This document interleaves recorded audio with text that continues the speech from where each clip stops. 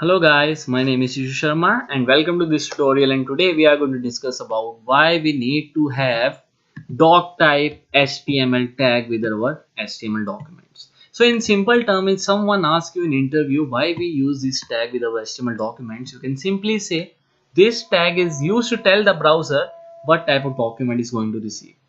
But in another terms, if I want to define this tag, basically this tag is used to define the rendering mode of a browser.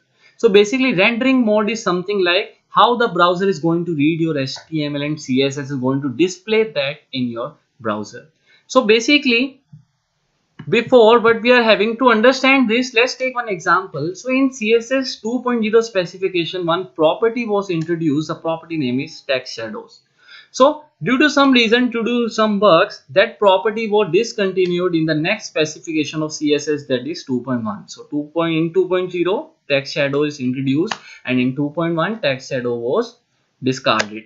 So in basically now there is a challenge for browsers that suppose if I am having one website, I have created that website using CSS 2.0 specification, and my browser is reading that website using CSS 2.1 specification. Then in that case, it might be the case that some of the specification are changed and my browser is unable to provide or basically show the content what the developer want to show to their user.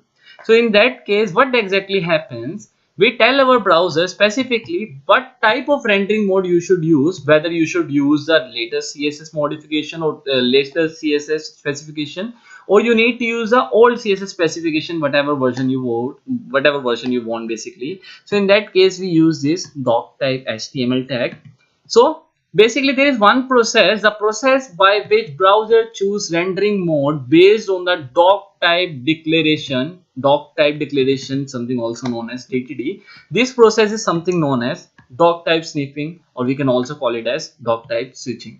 So if the browser decides the document is modern, then it will render the document in standard mode. Standard mode is basically like using the latest CSS specification to render your web page. If the browser decide document is old school, or basically you were using some old CSS specification in your browser, then it will render your document in the quick modes.